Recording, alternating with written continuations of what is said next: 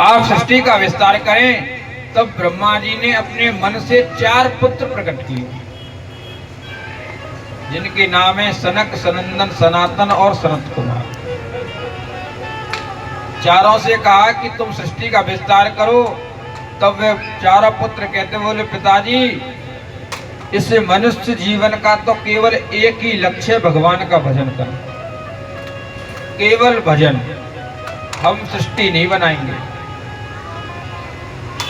ब्रह्मा जी ने श्राप दे दिया कि तुम चारों के चारों बालक रहो। तो 5 वर्ष से बड़े नहीं होते कभी भी। सनकादिक ऋषि होने के लिए तो हमारे दादन के दादा हैं, पर उम्र मात्र 5 वर्ष है।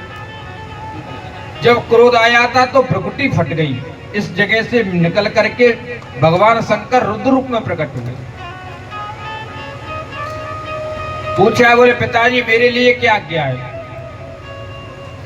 ब्रह्मा जी बोले बेटा आप सृष्टि का सृजन करें, सृष्टि को बढ़ाएं। भगवान रुद्र सोचते हैं, बोले अगर मैं भी मना करूंगा तो मुझको भी श्राप दे देंगे। तो हमारे ब्रज में एक कहावत है महाराज, बोले काम ऐसा करो कि सामने वाला खुद कह दे, बोले तू घर बैठ हम अपने आप कर लेंगे। ऐसा काम करो कि तू जाको काम मत का, वो खुद कह दे, बोले तू घर बैठ हम अपने आप कर लेंगे। तो सृष्टि तो बनाई लेकिन भूत प्रेत बना दिए। जब भूत प्रेत बनाए तो भूत प्रेतन ने कही, बोले प्रभु भोजन, बोले जो मिल जाए वही खा जाओ। अब ब्रह्मा जी मिल गई। अब ब्रह्मा जी खावे को भागे तो ब्रह्मा जी आगे और जो भूत प्रेत पीछे पीछे भागे भागे ब्रह्मा जी शंकर जी के पास में आए। बोले बेटा इन्हें रोक। बोले पिताजी आपने कही तो मैं जब बनाए। बोले ऐसा कर बेटा तू रंदे तू भजन कर, और अपने इन्हें रोक ले। सब सेवक ने सबको रोका और ब्रह्मा जी ने शरीर को त्यागा है और नया शरीर धारण किया। और जिस शरीर को त्यागा था, अब की बार ब्रह्मा जी ने 10 पुत्र पैदा किए, 10 ऋषि, जिनमें सबसे बड़े मरीचि, अत्रि, अंगिरा, पुलस्त, पुलहा, क्रतु, भृगु, वशिष्ठ, दक्ष, और मन से जो है देवर्षि नारद को प्रकट किया है। अपनी छाया से कर्दम ऋषि को प्रकट किया है।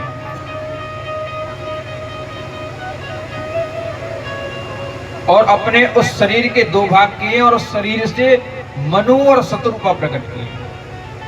महाराज मनु ने हाथ जोड़ करके पूछा, बोले प्रभु बताओ क्या आज्ञा है? बोले तुम सृष्टि का विस्तार करो। तब महाराज मनु कहते हैं, बोले प्रभु एक बात बताओ, मैं सृष्टि का विस्तार तो कर लूंगा लेकिन मेरी सृष्टि रहेगी कहां पर? क्योंकि पृथ्वी को तो पहले ही हिरण्याक्ष लेकर के जा चुका रसातल में, ऐसा सोच रहे हैं। उसी समय पर ब्रह्मा जी को छींक आई और ब्रह्मा जी को जैसे छींक आई, तो छींक के माध्यम से एक अंगूठे के बराबर का वाराह निकला, सुगर। और देखते ही देखते हुए सुकर बहुत बड़ा हो गया, बहुत विशाल। भगवान ने वाराह रूप में अवतार लिया। बोलिए वाराह भगवान की जय। भगवान ने वाराह रूप में अवतार लिया।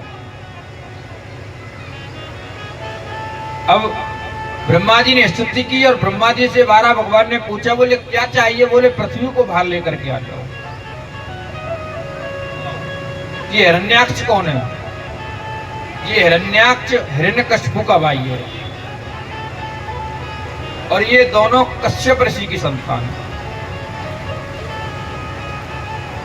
देखो ध्यान देने वाली बात है। सायंकाल का समय और सायंकाल के समय पर महर्षि कश्यप संध्या वंदन कर रहे हैं और उस समय मैया दिति आई है उनके पास में और कहा है, बोले प्रभु आप मेरे साथ में एकांतवास करें।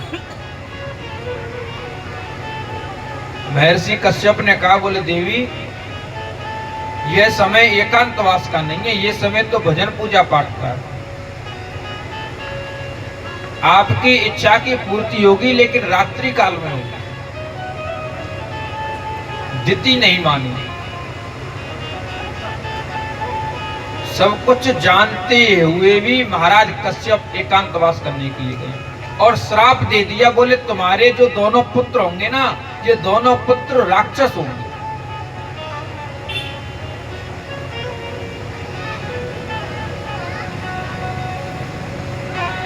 सायंकाल के समय ना तो भोजन करें, जो व्यक्ति सायंकाल के समय भोजन करता, संध्या के टाइम पर जो भोजन करता है, उस भोजन से उसके शरीर में रोग बढ़ते हैं।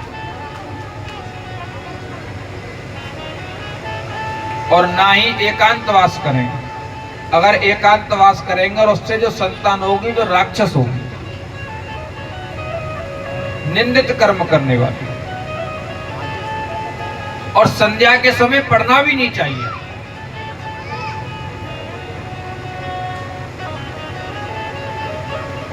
संध्या के समय पढ़ाई करने से विद्या फलवती नहीं होती। उस समय तो केवल संध्या वंदन करो, भगवान का भजन पूजन, केवल ये, बाकी कुछ नहीं।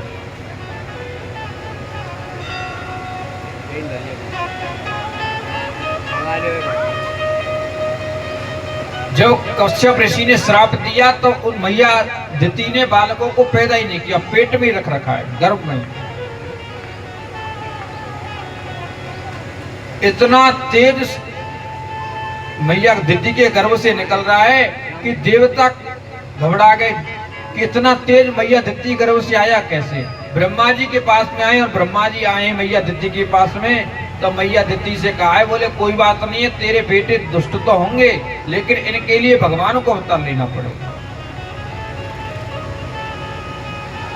ये हिरण्याक्ष और हिरण्यकशिपु कोई और नहीं है, ये भगवान के पार्षद हैं, जय और विजय। गीता में भगवान कहते हैं, बोले यद गत्वा न निवर्तन्ते तद धामम परमम ममा, मेरा धाम ऐसा है जहाँ जा करके वापस नहीं आना पड़ता। तो भगवान के धाम पर जय और विजय तो पहुंच गए थे, लौट के कैसे आए।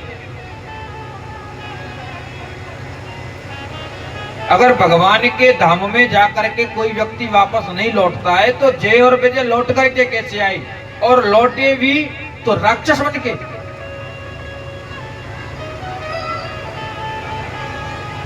क्यों लौटे? क्योंकि इनको अहंकार था।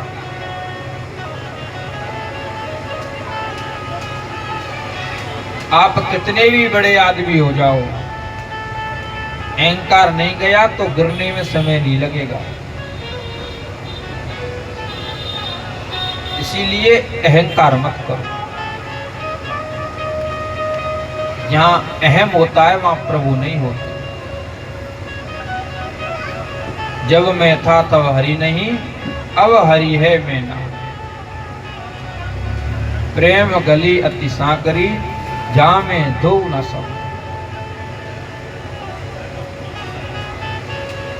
जो गोपियां भगवान उद्धव जी से कहते, बोले उद्धव तावन मनस का मत प्राणा मदर्थे त्यक्त देहिना, जिन्होंने मेरे लिए अपना देह तक छोड़ दिया, ऐसी गोपियों को भी भगवान रास में छोड़कर के चले गए। क्यों? क्योंकि उनको अहंकार हो गया।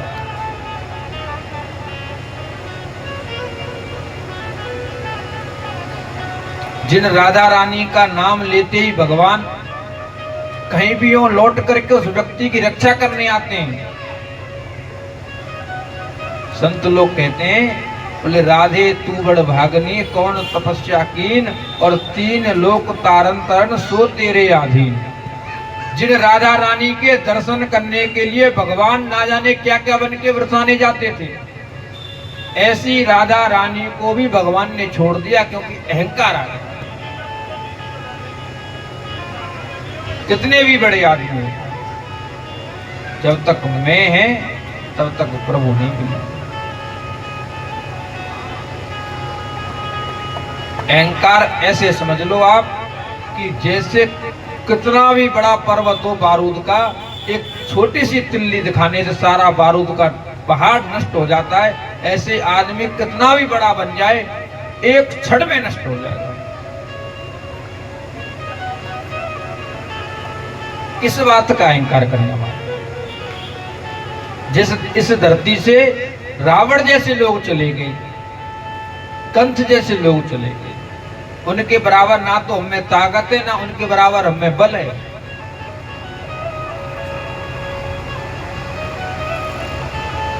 ये जीवन जब तक मिला है तब तक प्रभु की सेवा करने के लिए, लेकिन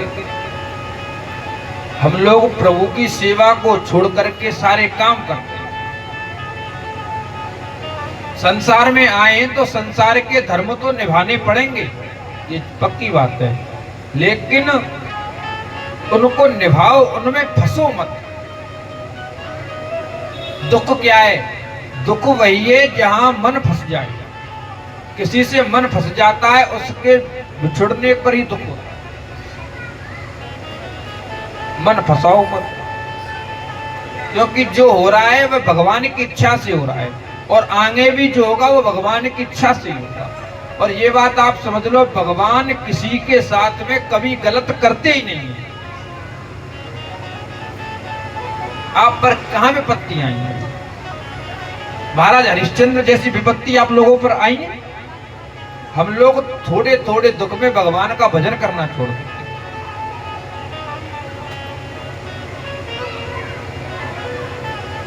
हम पर महाराज युधिष्ठिर जैसी विपत्ति आई है। वनवास में रह रहे महाराज युधिष्ठिर, और द्रौपदी जो है मूर्छित होकर गिर पड़ी है, क्योंकि राजकुमारी जंगल में रहने का अभ्यास नहीं है। भीमसेन क्रोधित हो गए, बोले भैया हम पांचों में से अगर कोई एक खड़ा हो जाए तो हस्तिनापुर में इतनी किसी की सामर्थ्य नहीं जो हमको हरा पराजित कर सके। हम पांचों महावीर हैं, पूरी हस्तिनापुर को बल सकते हैं, लेकिन हम यहाँ दुख क्यों पाए? अगर दुख पाना है तो उन कौरवों को पाना चाहिए, उस दुर्योधन को पाना चाहिए। मैं तो जा रहा हूं दुर्योधन से युद्ध करने। तो हमारे युधिष्ठिर क्या कहते हैं? बोले भीमसेन, मैं तुमको छोड़ सकता हूं, मैं अर्जुन को छोड़ सकता हूं, मैं नकुल और सहदेव को छोड़ सकता हूं, मैं द्रौपदी को छोड़ सकता हूं, मैं पूरी पृथ्वी को छोड़ सकता हूं, पर धर्म को नहीं छोड़ सकता।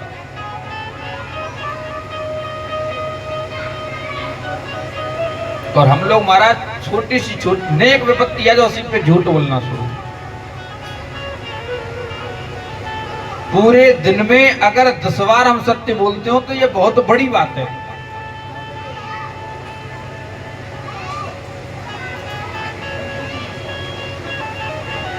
भगवान ने वाराह रूप में अवतार लिया, और जैसे ही समुद्र में गए और अपनी डांडों पर रख करके रसातल से पृथ्वी को लेकर के आ रहे हैं, रास्ते में वे हिरण्याक्ष मिलाए, दोनों में बड़ा भयंकर युद्ध हुआ है।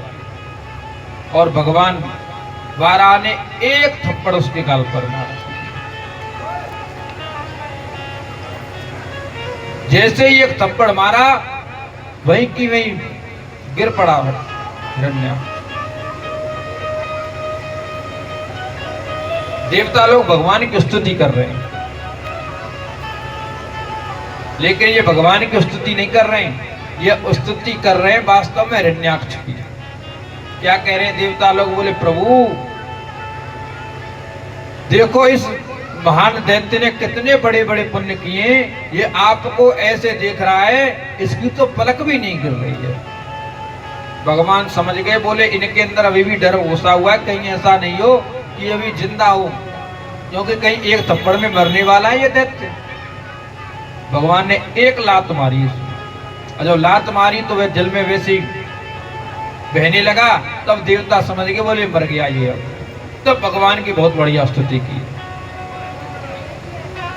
पृथ्वी को लेकर के आए, और पृथ्वी को लेकर के भगवान जहां निकले वह जगह आज भी सूकर क्षेत्र सौरों जी के नाम से जानी जाती है।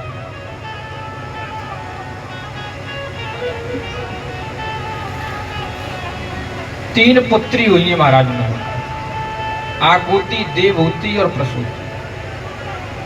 और इधर कर्दम ऋषि तपस्या कर रहे हैं, और कर्दम ऋषि से ब्रह्मा जी कहते हैं, बोले बेटा मैं चाहता हूं तुम शादी कर लो, पुत्र पैदा करो।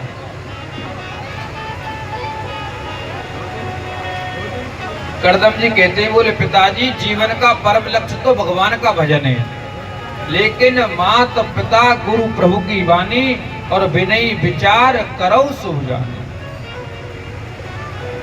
पिता चाहे गलत भी कहे तब भी वह काम करना चाहिए। इसीलिए पिताजी मैं आपकी आज्ञा का पालन करूंगा। ऐसे पितृभक्त पुत्र पर महर्षि कर्दम पर भगवान प्रसन्न हो गए। ऐसे पुत्र को तो भगवान ढूंढते हैं जो माँ बाप की बात माने। प्रकट हुए, भगवान ने पूछा, बोले भगवान जब प्रकट हुए कर्दम जी ने पूछा, बोले बताओ प्रभु क्या क्या है? बोले तुम शादी कर लो और मैं तुम्हारा पुत्र बन के आना चाहता हूं। कर्दम जी ने कहा, बोले प्रभु आप पुत्र बन के आना चाहते तो अभी शादी कर ले, बताओ कौन से शादी करनी है? बोले आपके आश्रम पर परसों महाराज मनु आएंगे अपनी बेटी देवहूति को लेकर के, उनके साथ में आपको शादी करनी है। और जैसे ही कर्दम जी ने सुनी, कर्दम जी चल दिए बातें। भगवान ने रोके कर्दम जी, बोले कर्दम जी कहाँ जा रहे हो? बोले प्रभु आपने कही ना परसों आ रहे मनु महाराज, तो हम यहाँ चले, कछु रास्ता हम पार करेंगे, कछु रास्ता वे पार करेंगे, बीच में मिल जाएंगे, वहीं शादी कर लेंगे। भगवान बोले ऐसे ना हो करे शादी, तुम्हारे इन लक्षण से तुम्हें कोई छोरी देवे वारो ना है, नहीं आन दो, हल्लो ना आते। और देखो जब ये कहमे ना तो 3 बार कम से कम मना करनी है, 3 बार मना करके जब 4थी बार हाँ करनी है। बोले ठीक है प्रभु। कर्दम जी ने पूछो 4थी बार तो हाँ कर दे? बोले हाँ 4थी बार हाँ कर दी। मनु महाराज आए हैं 3रे दिन, आकर के मनु महाराज ने कहा है, बोले मैं चाहता हूं कि मेरी बेटी का विवाह आपके साथ में हो जाए। कर्दम जी बोले मैं आपकी बेटी के साथ में विवाह नहीं करूंगा, नहीं करूंगा, नहीं करूंगा, अब करूंगा। मनु महाराज ने पूछी ये क्या बात हुई? नहीं करूंगा, नहीं करूंगा, नहीं करूंगा, अब करूंगा, ये क्या तरीका हुआ? बोले भगवान आए थे और भगवान ने कही, बोले 3 बार मना करनी है और 4थी बार हाँ करनी है। तो बोले हमने तो 1 ही बार पूछी है। बोले अगर तुम दोबारा पूछते नहीं तो हम तो कुंवारे रह जाते। तो जाके मारे हमने पहले 3 बार मना कर दी और 4थी बार अपने आप हाँ। ऐसे निर्मल मन को देख करके भगवान के नेत्र से आंसू टपक गए और वही आंसू बिंदुसार तीर्थ के रूप में प्रकट हुए। संस्कृत में आंसू को कहते हैं बिंदु।